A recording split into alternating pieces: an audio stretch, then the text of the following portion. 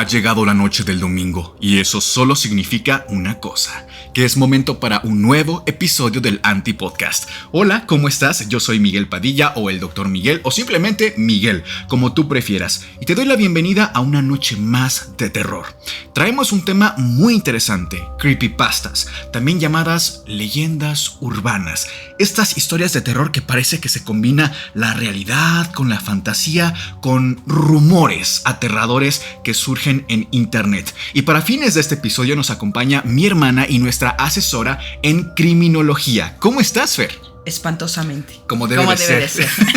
Pero definitivamente uno de mis momentos favoritos en mi semana es estar aquí con todos ustedes, porque ya sea que resolvamos un nuevo misterio o por lo menos nos asustamos juntos, ¿no? O como ya es variedad, que nos quedemos con más dudas que respuestas. Pero también recuerden que es parte del conocimiento, del saber, el cambiar de opinión y hacernos muchas preguntas que tal vez nunca tendrán respuesta.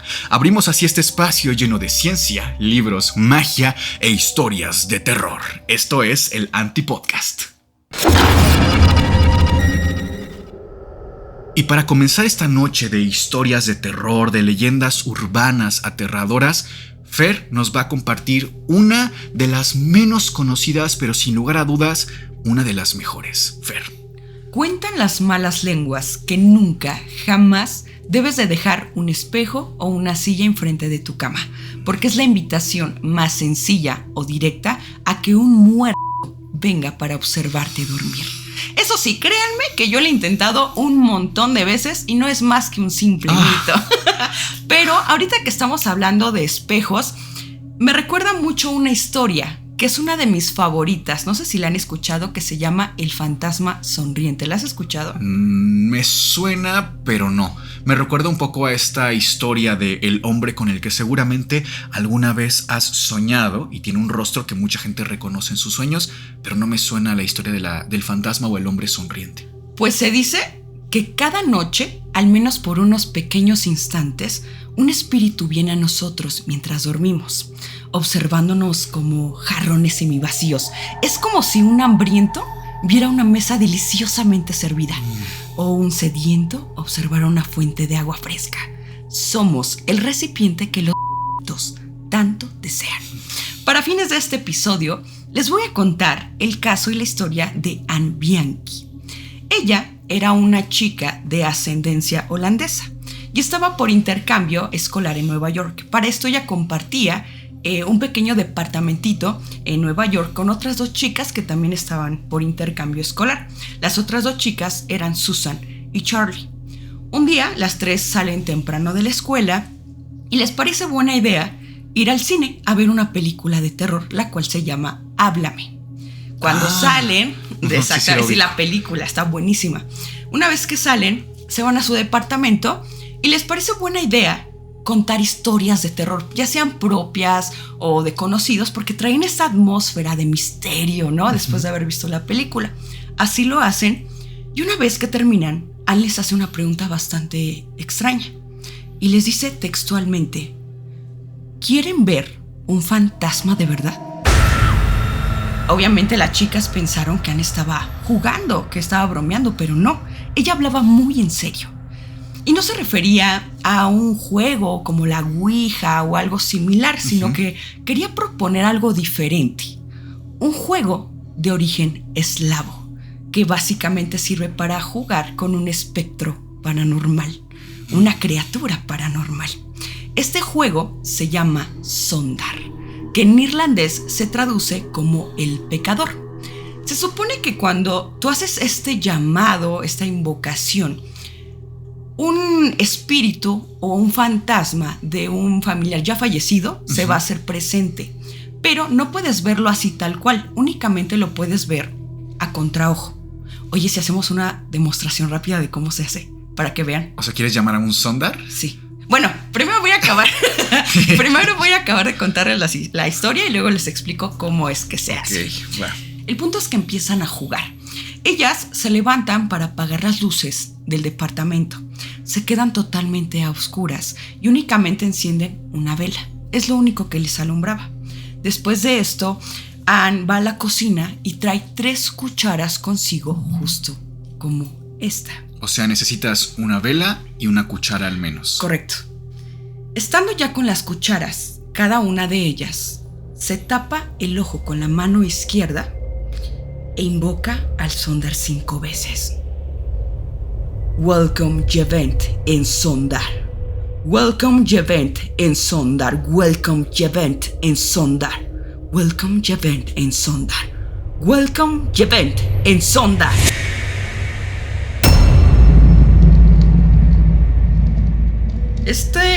Se supone que hay algunos pasos adicionales para que todo esto funcione, pero ahorita vamos para allá. El punto es que este juego consiste en que esa misma noche y durante 2 noches continuas, es decir, por 3 noches consecutivas, lo que va a pasar es que el Sondar se va a hacer presente y lo que va a hacer es llevarte para intercambiar de lugar contigo, para que ahora tú seas ese ser espectro y infernal y deforme hasta la eternidad, por toda la eternidad, hasta que alguien más decida cambiar de lugar contigo. Ustedes se preguntarán cómo es que se detiene. Bueno, es que estas chicas en realidad no sabían cómo jugarlo correctamente y mucho menos cómo detenerlo. Pero les cuento que la forma correcta de hacerlo es bastante curiosa, porque tú tienes que ponerte a pensar en los 3 pecados más grandes y dolorosos que hayas cometido en contra de otros. Una vez que tú los tengas en plena conciencia, tú tienes que ir con esas 3 personas a pedirles perdón de corazón. Si tú no lo haces antes de que acabe la 3ª noche, es decir, antes de que amanezca, el Sondar va a venir por ti e intercambiará de lugar contigo. Y si así lo desea, se puede quedar con tu cuerpo. Mira, aquí dice, el Sondar es una criatura de origen eslavo. Para invocarlo se requiere solo la voluntad y la frase necesaria. Cada Sondar tiene la misma apariencia, inhumana, blanquecina, monstruosa y de ojos ardientes. Pero cada uno, por dentro, es distinto, porque el Sondar es el peor pecador de cada familia que está penando en el purgatorio. Al llamarle, este tiene la posibilidad de descansar de su eterno sufrimiento, poseyendo a aquel que lo llama, es decir, intercambiando lugares, el vivo por el difunto. Originalmente, el conjuro del Sondar fue inventado por una arrepentida madre que dejaba que su hijo, quien era una persona terrible en vida, la poseyera, intercambiando lugares con él, para que descansara por un tiempo su alma mientras ella penaba en el purgatorio su condena. Pero con el paso del tiempo evolucionó a una forma lúdica. Para revocar la posesión del Sondar se deben confesar los peores pecados cometidos, aquellos por los que la propia alma sería condenada al purgatorio o al infierno. Aunque se cree que la persona que logre o no salir del juego siempre perderá la cordura por aquello que vea en el purgatorio. Justamente lo que nos acabas de leer tiene mucha similitud en esta historia, porque en este momento Anne les dice a sus amigas que tomen la cuchara y empiecen a ver a través de ella. Este ser se supone que es invisible, pero únicamente podrán verlo a través de un reflejo con una superficie cóncava. Si ustedes se fijan en la cuchara, tenemos 2 lados, que es el lado convexo y el lado cóncavo. ¡Míralo, ahí está! ¡En la esquina, en la esquina! Esto es lo que le dijo una de las amigas a Anne, pero Anne les dijo que esto era totalmente imposible, porque la primera noche lo único que se va a escuchar son pasos, rasguños en las paredes, pero sobre todo un horrible sonido.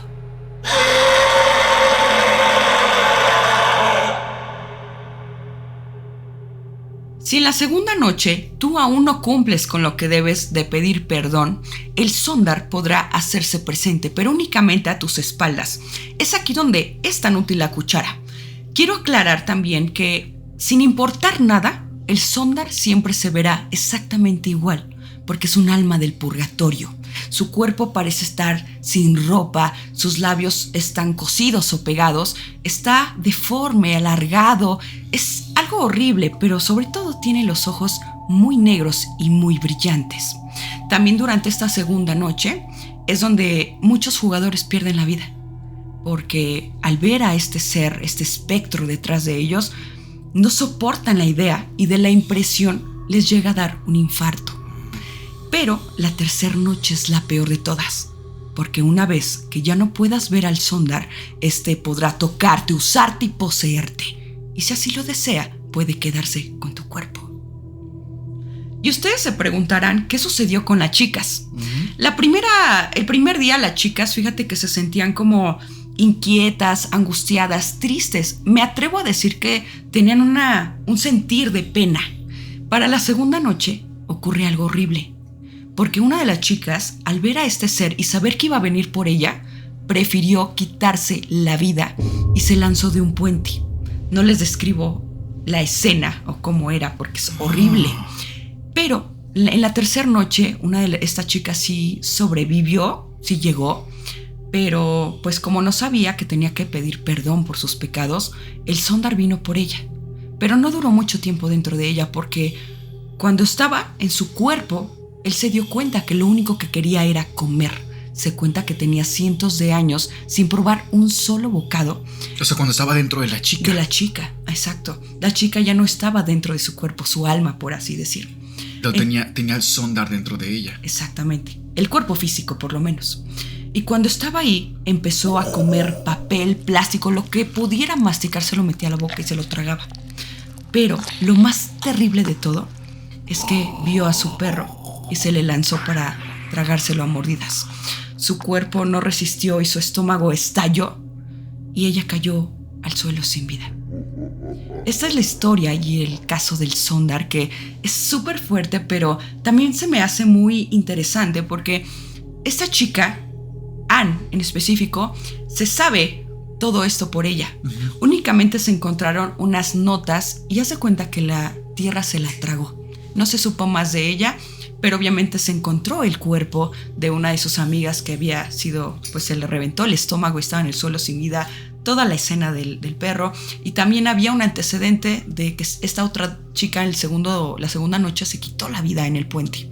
Entonces es un caso muy misterioso, es una creepypasta que más de este tipo de historias, pero sin duda hay muchas más que creo que podemos comentar, o algunas de ellas que son de las más interesantes, ¿no? Sí, de hecho, ahora que lo dices, la verdad es que tenía preparada otra diferente, pero a veces pasa que podemos hacer un pequeño cambio, porque es que esto me recuerda mucho a una criatura que tal vez alguien haya escuchado antes, que es la criatura Slenderman. Pero antes de contarles sobre esta criatura, me gustaría darles un antecedente, porque creo que tu historia que nos trajiste hoy, junto con la que yo les traigo, puede darnos pie a Slenderman. Ahí les va. Resulta que, pues en los 60s era una época en donde el mundo era distinto, en donde había mucha más seguridad, o al menos una percepción, aunque fuera falsa, de la seguridad. Los niños podían ir solos a la escuela, podían salir a jugar con los amigos, ir a pijamadas, etc. Era otra forma de vivir la infancia. Claro. Incluso creo que todavía a nosotros nos tocó un poquito el poder salir a jugar, y eso que era los 2000 por ahí, ¿no? Pero en los 60s, como les digo, era todavía más abierto esto.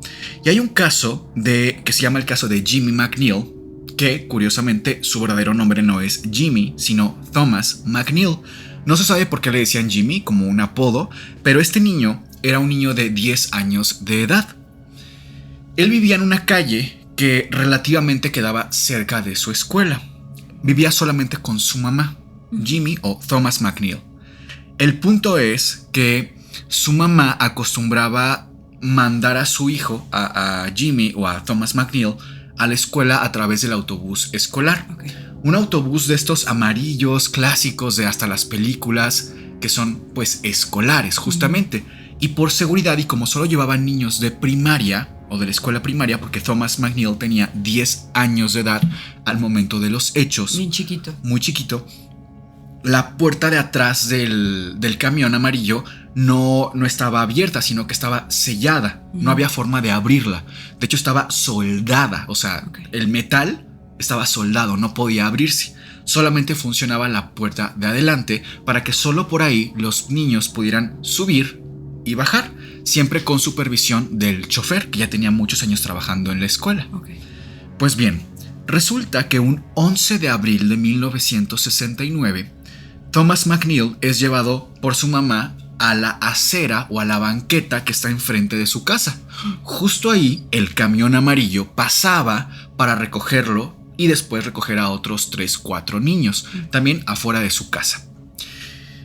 Esa mañana, la mamá de Thomas le pone en su mochila, una mochila pequeñita, escolar, le pone un sándwich, le pone una banana madura, y ella lo recuerda mucho porque esa misma tarde ella hizo pan de plátano, entonces como que lo tenía mucho en la mente, y además le puso un jugo de frutas. Era como que su lunch, ¿no? Para llevarlo a la escuela. A la escuela, sí. Lo traía entre sus cosas en la mochila, ok, lo lleva a la banqueta, pasa el camión, se sube Jimmy, y al momento de llegar a la escuela, para que todos bajaran, obviamente, a tomar sus clases, baja uno, bajan 2 niños, bajan todos, excepto Jimmy. Nadie lo ve bajar. El punto es que en Estados Unidos, sobre todo cuando esto ocurre de que un niño no llega a clases, pues obviamente la maestra comunica a dirección y la dirección comunica con los papás. Claro. Sí. No es lo usual, hay que decirlo, porque más bien lo usual es al revés. Si tú no vas a mandar a tu hijo a la escuela porque está enfermo o lo que sea, tú avisas a la escuela por seguridad de los pequeños. Este no fue el caso, sino que la escuela llama a la mamá de Thomas McNeil a la casa y le dice: oiga, pues su hijo no llegó a la escuela, todo bien, nos puede platicar si está enfermo, pues cuál es la situación, ¿no? Sí. Y ella, pues sorprendidísima, ¿cómo que no llegó mi hijo a la escuela? Si yo misma lo llevé al camión, vi cómo se subió al camión de la escuela, o sea, saludé al chofer y todo. Entonces, de forma inmediata, este es uno de los casos en los que la policía actúa muy bien, muy rápido, muy al momento. Cero negligencia. Cero negligencia, porque la policía, de forma inmediata, va a la escuela y lo que hacen también es hablar con el chofer para ver si corrobora la historia. Sí. Y en efecto, el chofer dice: sí, es cierto, yo vi que estaba la mamá de Thomas, que traía a Thomas una camiseta amarilla y traía un pantalón azul y traía su mochila. Yo vi que estaba ahí, o sea, me consta que sí se subió al camión, pero no recuerdo haberlo visto bajar. Ah, caray. La policía pues obviamente inicia búsquedas porque... Y con búsquedas me refiero a que empiezan a entrevistar a todos los maestros, a todos los conserjes, vecinos, etc. Entrevistas, exactamente. Una de las pocas entrevistas de las que se tiene como un registro o un antecedente es una que le hacen a un vecino de Thomas McNeil o de la familia McNeil, que más o menos está a media cuadra de la casa de Thomas. Y él describe que más o menos 2 meses y medio antes del 11 de abril, o sea, estamos hablando antes de los hechos, vio entre los árboles a un hombre que no tenía cabello y que tenía una malla colocada en la cabeza y que traía un traje muy elegante de vestir, un traje negro. Esto fue rarísimo porque, un poquito por intuición, cuando uno piensa en un ladrón, ok, está bien, malla, como para que no te descubran, pero un traje es un poquito extraño. Pero la verdad es que no pasó a mayores. E insisto, esto fue 2 meses y medio atrás del 11 de abril. 1 mes y medio antes de los hechos. No, perdón, 2 meses y medio. Sí. Ajá, o sea, no había algo más que conectara, digamos, a esta persona o lo que sea que vieran. Además, el hombre, que el vecino, el testigo que vio a esta persona, dice que está casi seguro que no es que trajera una malla en la cabeza, sino que parecía que tenía borrosa la cara, como si lo hubieran editado en vivo, pero que él lo más lógico que pensó fue que traía una malla en la cara, ¿no? En la cabeza. Para darle explicación a esa imagen. Claro, es lo más lógico. Cabe mencionar que también lo vio de noche. Entonces, pero dice que lo vio como a 20 metros. O sea, sí fue un avistamiento fidedigno, real, digamos, pero que no vio más. No vio, por ejemplo, que trajera algo extraño o que desapareciera algo. No. Y además no estaba como tal tan cerca de la casa de Thomas, como por decir en su jardín o lo que sea. Claro. Fue un avistamiento, sí, fue un avistamiento a lo mejor casual. Okay. Pero llamó la atención pues de las autoridades. Pasan varios días hasta el punto en que más o menos pasan ya 1 semana y media y las autoridades empiezan a pensar lo peor, que prácticamente ya Thomas McNeil ya no lo iban a encontrar con vida. No había señal, no había nada, pistas. Investigaron hasta el fondo al chofer, a la mamá, a todos. Es que eran los principales sospechosos, porque fueron los últimos. Exacto, exactamente. Incluso le preguntaron a los niños que iban en el autobús esa mañana, pero eso es cierto, ya le preguntaron, digamos que varios días después, y la mayoría eran niños muy chiquitos, de que 8 años, etc. Entonces solamente uno dice que recuerda haber visto a Thomas, y sí coincide la ropa con lo que traía realmente Thomas.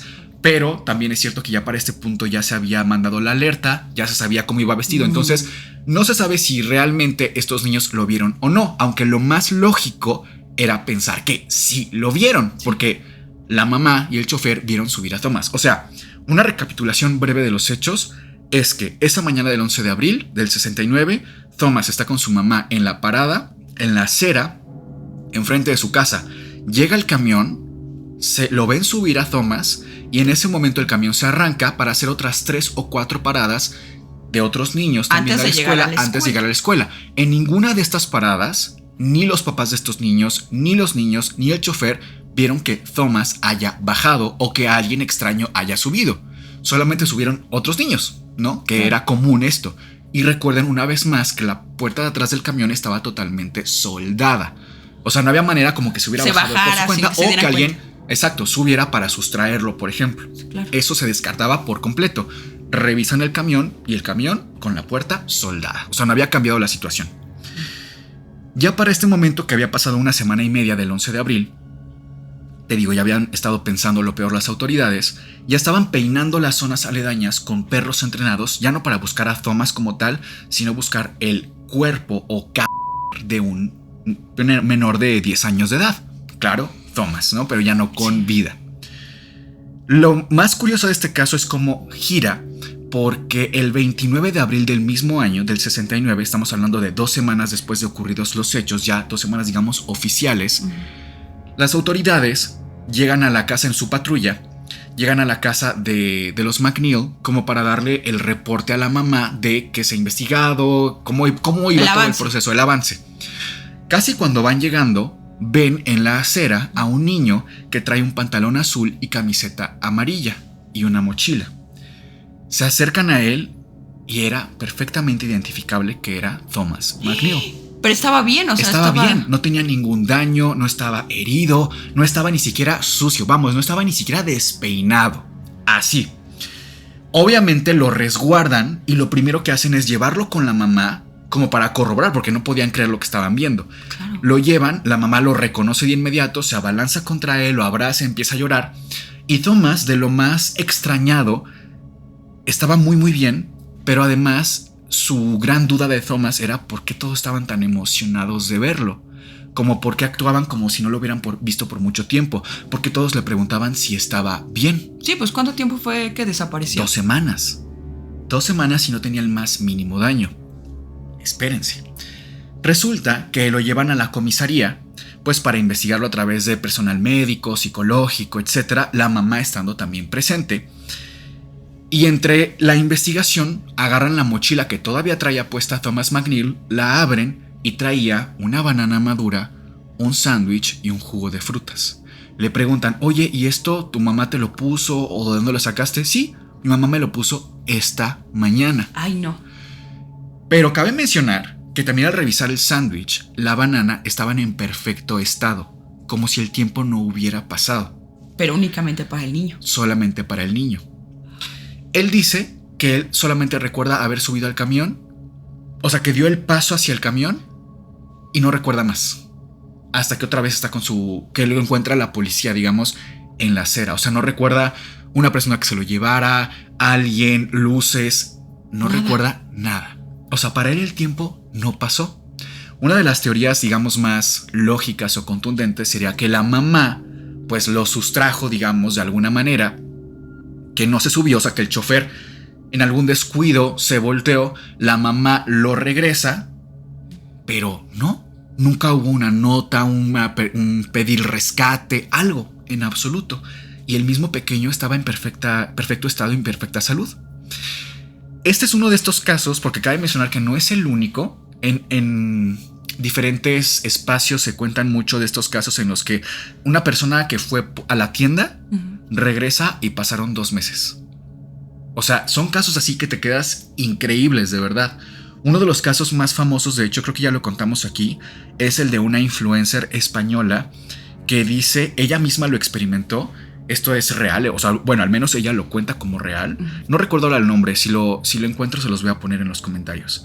Pero esta influencer cuenta que ella va caminando y que el semáforo cambia como muy repentinamente y los carros llegan contra ella, digamos, porque están avanzando. Ella se asusta, siente que algo la abraza por atrás y cuando abre los ojos está 2 o 3 cuadras atrás de donde estaba originalmente. O sea, también dices, ¿esto qué pasó aquí, no? Sí. Claro que también a mí me hubiera encantado que ella pidiera a lo mejor qué onda con las cámaras de seguridad. Sí. Por ahí debió haber habido alguna, claro, de algún negocio, de la policía. Normalmente sí, los hay, ¿no? Sobre todo de Europa o de Estados Unidos, sí, tienen cámaras, ¿no? Sí lo entiendo que no en todos lados, por ejemplo en México casi no tenemos, sí. Pero donde ella vive sí lo sabía y no se muestra ningún tipo de evidencia. Ahí lo pongo sobre la mesa, ¿no? Pero este caso creo que con el que tú nos trajiste nos asienta muy bien las bases justamente para Slender Man. Y me gustaría que de hecho esta tercera historia no se las narre así como lo estamos contando, sino que literalmente se las voy a leer como si fuera una creepypasta original de los 2000, para Perfecto. Que ustedes tengan la experiencia completa. Hace algunos años, en lo profundo del internet, donde las sombras se entrelazan con lo digital y los misterios nunca son completamente desvelados, nació una figura que cambiaría para siempre la vida de algunas personas. Nadie sabe con certeza el origen de esta criatura, pero su presencia sigue siendo inquietante. Algunos dicen que Slender Man es solo una leyenda, mientras que otros juran haberlo visto, incluso sentirlo. Todo comenzó en 2009, cuando un concurso en un foro de internet pidió a los participantes subir imágenes de criaturas paranormales, de avistamientos extraños en cámaras de seguridad o tomadas de forma amateur.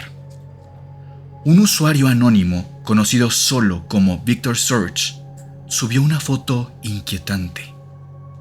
En un parque para niños, a mitad de la noche, entre los árboles, había algo extraño. La figura de un hombre sin rostro, vestido con un traje oscuro, que parecía no tener manos, sino más bien unas largas prolongaciones, casi como tentáculos. Se extendían desde su espalda.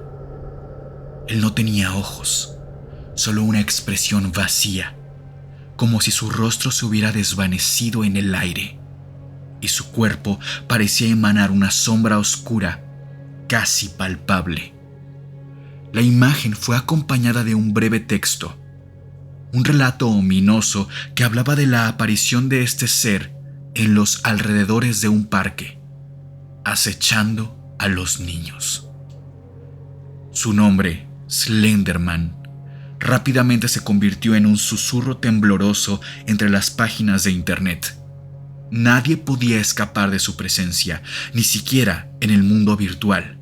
Y es que cientos de personas aseguraban haberlo visto cuando eran niños, específicamente en áreas como Minnesota, los suburbios de Nueva York y a las afueras de Alabama.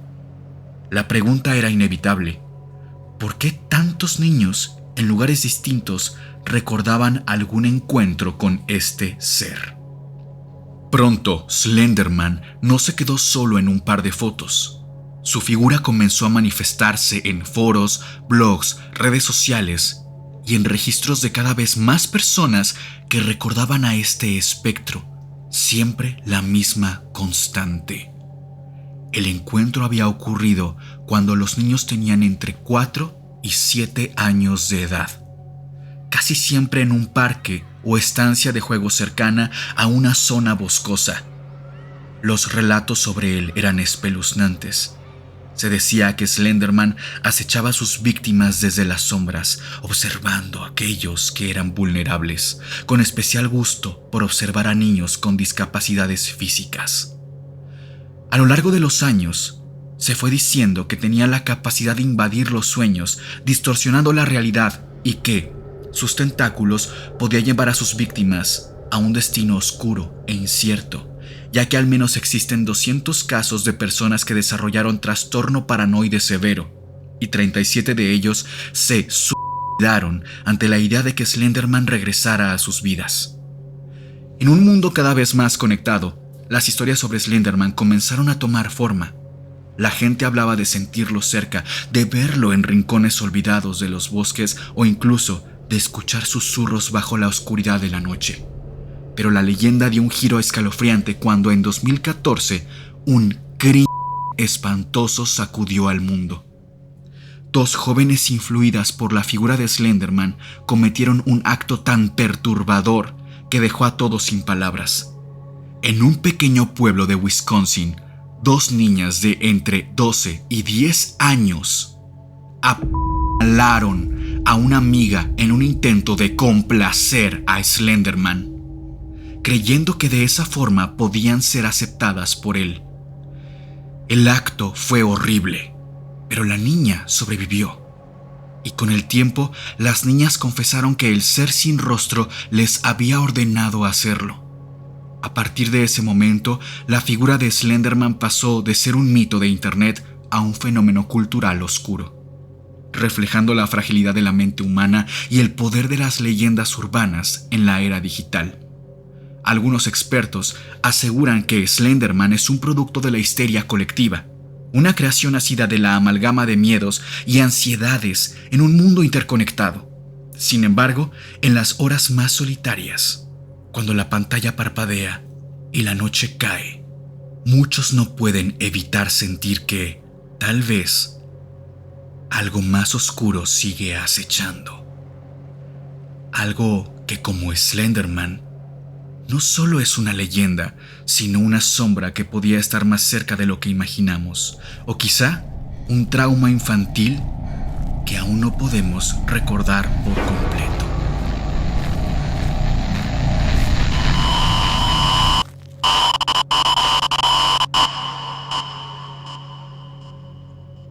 Como pueden notar, una de las ideas que aquí surgen para mí un poco es justo la combinación entre el sondar que nos contaba Fer y el avistamiento de uno de los testigos o vecinos del caso que les conté en esta noche. Como que combinados un poco, al menos a mí sí que me recordaron a Slenderman, que para quienes no lo sepan, estos relatos cuando, pues qué, éramos adolescentes, Fer y yo. O más eran, niños todavía. Sí, eran el hit. Ayer, Hace un par de días, definitivamente. Quinceañeros. ¿Cuál de las que tú has escuchado? Porque además son muy variadas, ¿eh? Muchísimas. No todas son sobre criaturas específicamente, algunas son teorías un poco macabras. Sí. ¿Cuál sería, digamos, tu favorita que recuerdes ahora? Fíjate que yo no consumía como tanto ese contenido a esas edades, pero había una que no sé por qué, por alguna extraña razón se me quedó muy grabada en la mente, y era sobre este personaje de Hello Kitty. No sé, o sea, yo no consumía, tú sabes, ¿no? Como estos muñequitos, estos personajes tan como infantiles, rosados, de color de rosa, ¿no? O sea, no. El cero. Público también lo sabe, ¿eh? Cero. Y yo.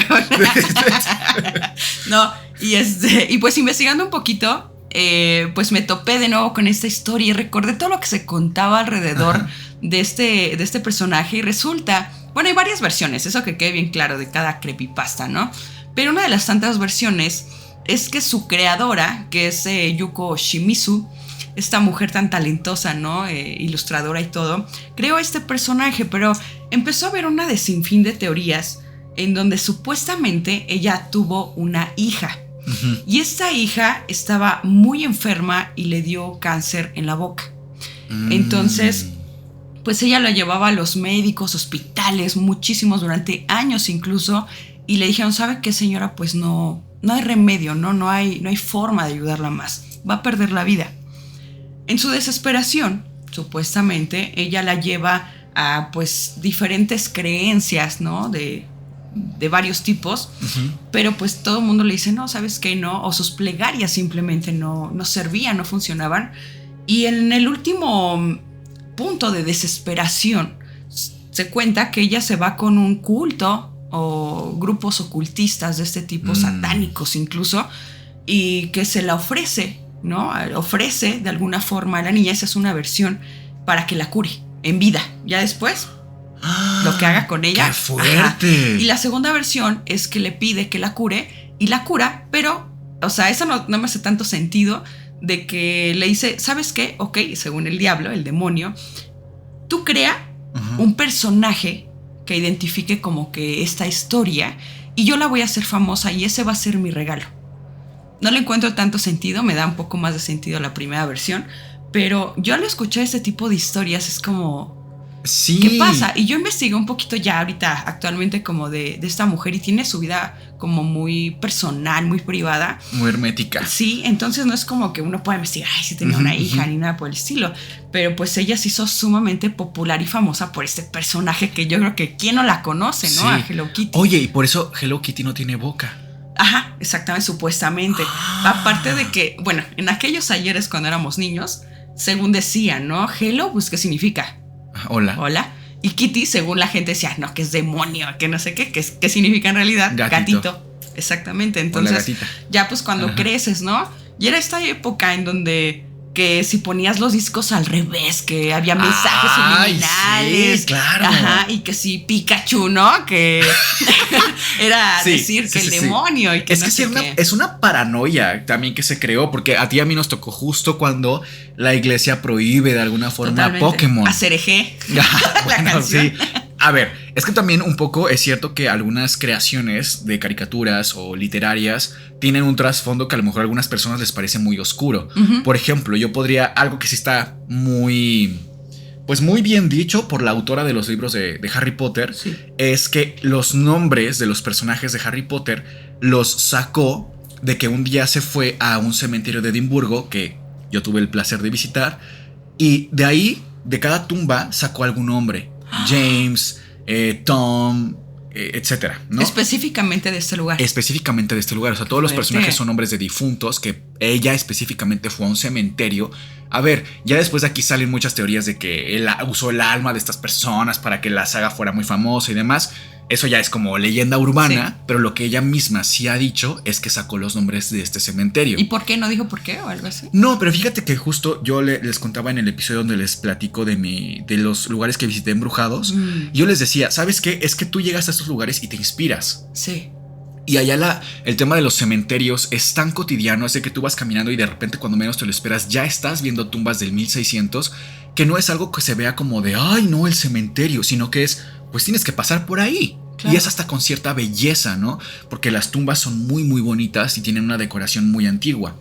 Pero yo también justo te iba a comentar eso, que de las creepypastas que para mí más impacto tienen, hay una que me gusta mucho, que de hecho no les es la que también una de las que traía, que es el experimento del sueño, que les voy a traer. Si les interesan esos temas, les podemos traer otra, ¿por qué no? Sí. Pero a mí me gustaban mucho estas que traen como el detrás del porqué de algunas series o caricaturas. Yo recuerdo mucho esta de los Rugrats, que era una caricatura que es muy buena. Realmente esa caricatura a mí me gustaba mucho. A mí también. Y contaban que la única viva era Angélica. Y que Angélica, como estaba tan chiquita, podía ver a los bebés que estaban pues fallecidos, porque todos habían sido... No se logró el embarazo hasta el final. Al término, exactamente. Oye, qué velocidad traes, ¿eh? Sí, la verdad. Entonces es muy, no sé, peculiar y oscuro de pronto. Sí. También nos tocó mucho el tema de los mensajes subliminales. Totalmente. Y yo les voy a decir una cosa. O sea, los mensajes subliminales sí son reales. ¿Tú has comprobado, tenido la oportunidad como de comprobar, decir, esa canción trae alguillo o algo así? Mira, no específicamente de que esta canción tiene un mensaje subliminal, sino que a nivel incluso marketing, a nivel incluso arte, la simbología lo es todo. Claro. Lo es todo.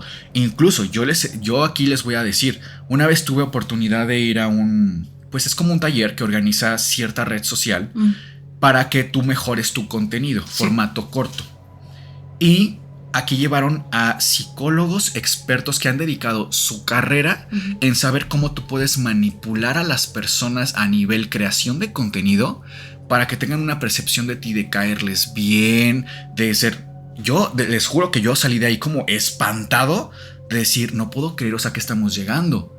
Porque el que tú no seas tú mismo en un espacio como las redes sociales me parece como muy macabro en ese sentido, como de solamente para dar cierta imagen. Entiendo que si eres actor y das como un personaje, bueno, es un pues personaje. claro, se entiende, ¿no? Claro. Por supuesto.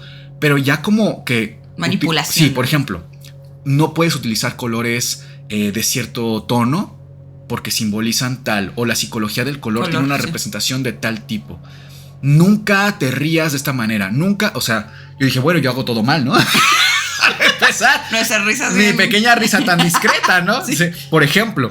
Entonces, te digo, toda la simbología que hay detrás, artística y demás, ahí está. Y sí es real. Hay cosas que son incidentales también, pero las creepypastas de mis favoritas son estas que tienen toda una mitología. Y creo que ahora de mis favoritas está la del Sondar. Pero ustedes, por favor, en los comentarios déjenos saber cuál es su creepypasta favorita y si les gustaría que en un siguiente episodio les hablemos de esa creepypasta que ustedes tanto disfrutan. Pero no nos vamos sin antes darles las invocaciones de esta noche que dicen así. Quiero invocar a Namu Plantita 875, quien es miembro Caldero Mágico, y dice: me sudó el fundillo. ¿Qué? Con lo último, estuvo increíble. Los amo mucho, Serge, Ferchi y Mike. Ya eres Ferchi. Se hace Ferchi. Okay. Siempre se me mantienen despierta cuando estudio. Gracias. Los amo mucho. Namu, muchas gracias y pues sécatelo. Que todo esté bien. Sí. También invoco a Itari Rendón, quien es miembro Escoba Voladora, y dice: wow, pedazo de episodio. ¿Quién iba a decir que iba a ser mentira? Pero ese final se lucieron. Les quedó genial. Vamos por otro año siendo fan de este gran canal. Espero mis antisaludos. Claro que sí. Itari. Qué bonito nombre tienes. Invoco también a Fernanda Morales 1106, quien es miembro Calabaza, y dice: me suscribí con mi novia hace un mes. Fue lo mejor. Siempre los vemos juntas. Saludos desde Guatemala. Saludos, Fernanda. Y por último, de este lado, invoco a Sonia Tostado 7046, quien es miembro Escoba Voladora, y dice: solo diré gracias, Antipodcast. Yo quiero invocar de este lado a Maripark-IP3RQ, quien es miembro fantasma, y dice: hola a todo el equipo del Antipodcast. Muchas gracias por su contenido de alta calidad. Me hice miembro al saber que mi proyecto final de psicología era sobre Ted Bundy. Y no me podía perder el video especial con una psicóloga experta del tema. Saqué 100. Gracias a ustedes. Oigan, sí, una pequeña pausa ahí para recordarles. No me acordaba de ese episodio. ¿Por qué? Ay, ¿por qué? ¿Cómo te atreves? No, Fer nos contó la historia de Ted Bundy, todo el caso desde el aspecto criminológico, súper interesante, pero además en esa semana trajimos a una experta en psicología que analizó todo el caso desde las bases hasta cómo se desenvolvió, y ella da su perspectiva desde la psicología profesional de un caso tan interesante como el de Ted Bundy. Obviamente este material solamente está disponible para miembros del Antipodcast. Así es. Bueno, continúo. Dice: feliz año y manifiesto más capítulos especiales con ustedes tres juntos. Saludos desde Mérida, Yucatán. Intento uno para tener mi saludo especial. A la Aquí primera, está, a la primera, María. También quiero invocar a Génesis Espinosa, a Nail 6834, también es miembro fantasma, y dice: al fin soy miembro, mi novio me regaló la membresía y estoy muy feliz. Los sigo desde que empezaron su canal y me encanta su trabajo, chicos. Te mandamos un besote, y a tu novio también, Génesis. Y también quiero invocar a Blanca Peña-C4B, también es miembro fantasma, y dice: buenas noches, mis anti-amigos y compañeros. Me acompañan en mis actividades. Feliz de poder ya estar conectada en los capítulos salidos del horno. Un antiabrazo para los tres, Fer, Miguel y Serge. También quiero invocar a Ana Victoria Sosa Tamayo, y dice: es miembro Escoba Voladora, ya tiene ratito aquí. La Anita. Wow. El final estuvo de lujo, no cabe duda que son los mejores. Saludos, Sergio, Fer y Dr. Miguel. De verdad que cada semana traen un capítulo súper completo. Valoro mucho su esfuerzo por traernos siempre los mejores temas. Simplemente son geniales. Y con eso cerramos las invocaciones de esta noche. Muchas gracias por estar un capítulo más en su canal, el Antipodcast. Y no olviden dejarnos en los comentarios qué otro episodio les gustaría tener, porque si bien nosotros tenemos un temario que hacemos en función de sus peticiones, es importantísimo también escucharles, aunque sean o no sean miembros del Antipodcast. Si son antisuscriptores, ustedes tienen voz y voto en este espacio. Nosotros somos Fer, Sergio y Miguel, y esto fue el Antipodcast. Les deseamos dulces pesadillas.